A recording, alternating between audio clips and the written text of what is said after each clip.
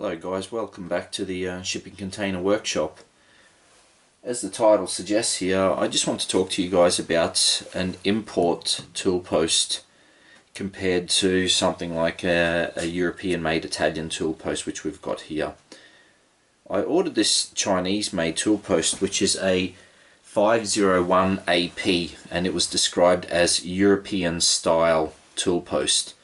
And as you can see, the profile is identical on how you've got all the mating surfaces to this Italian made Rapid Type M little tool post here. Now this little tool post here was the original one that was on the Colchester Chipmaster.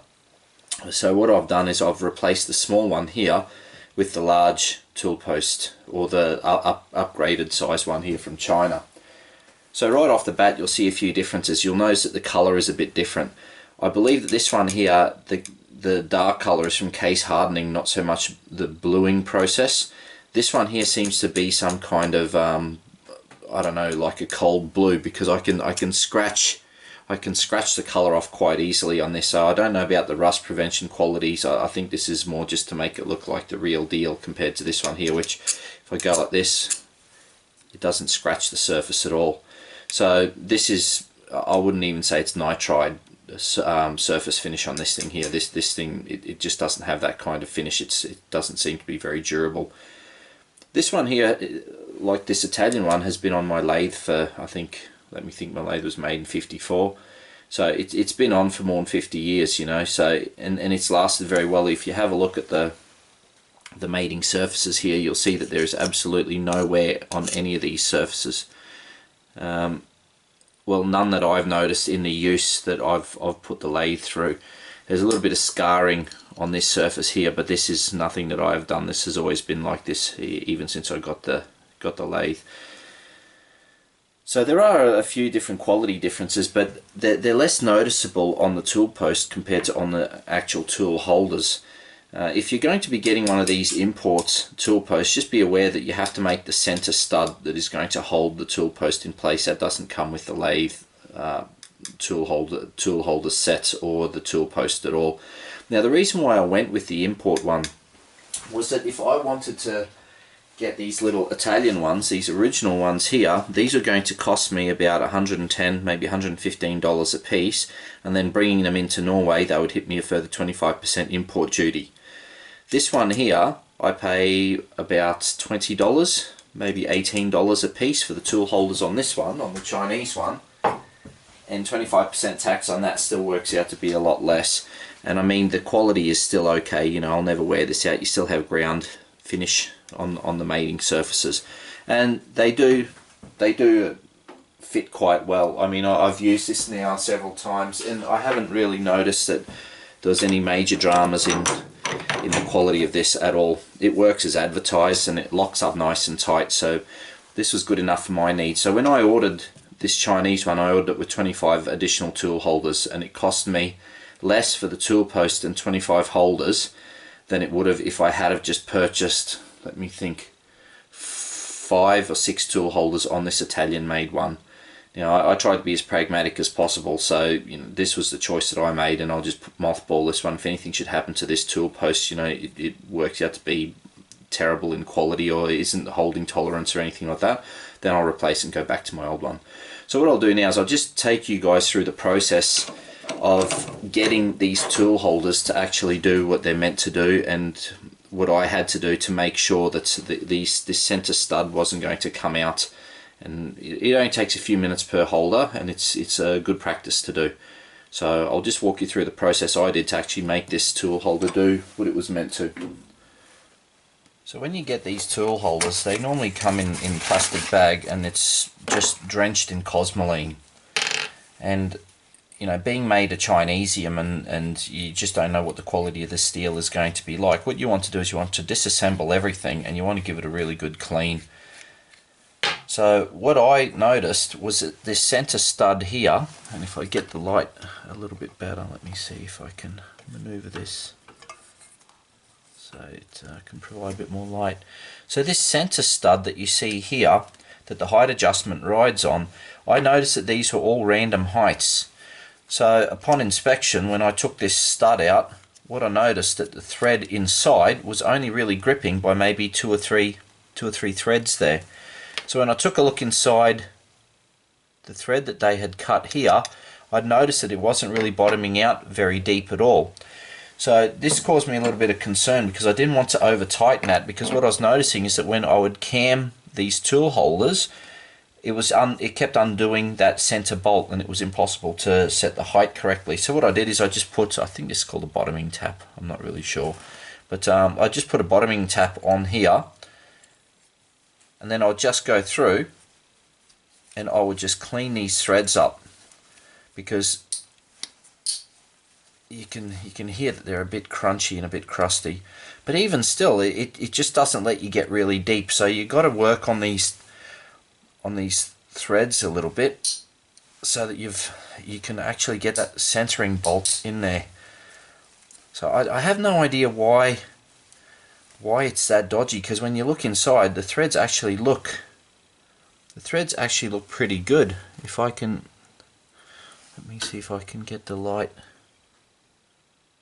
No, the threads don't look too bad on this, but for some reason it just really doesn't want to play ball. So I would just work these here with the tap and just make sure that this was kept nice and clean.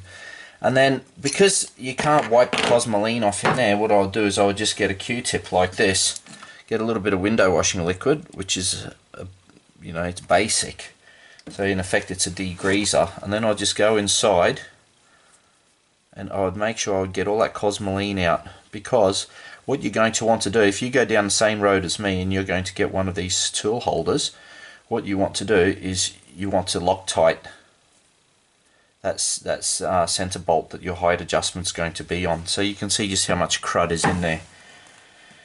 So I would just I went through all the other tool holders, and I'll show you how many I've put tools into now and set.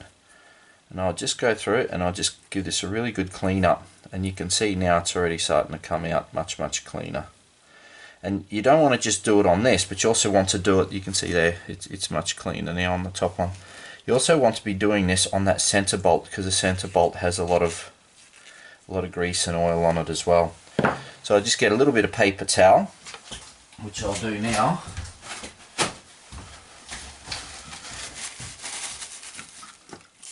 And then I'll just give this a good clean.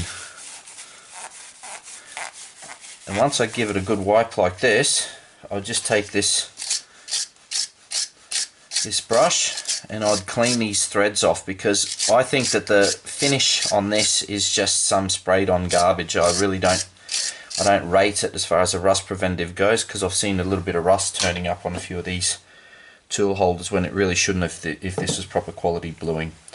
So the window washing liquid dries out very rapidly, so now what we can do, we can already Loctite it. So the type of Loctite that I purchased for this was 275.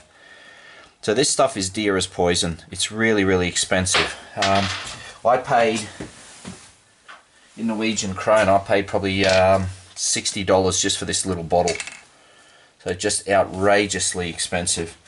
But I have 25 tool holders that I need to make sure I get sorted. So what I did is I just got this pumping out and gave these threads a generous helping of this Loctite, like that.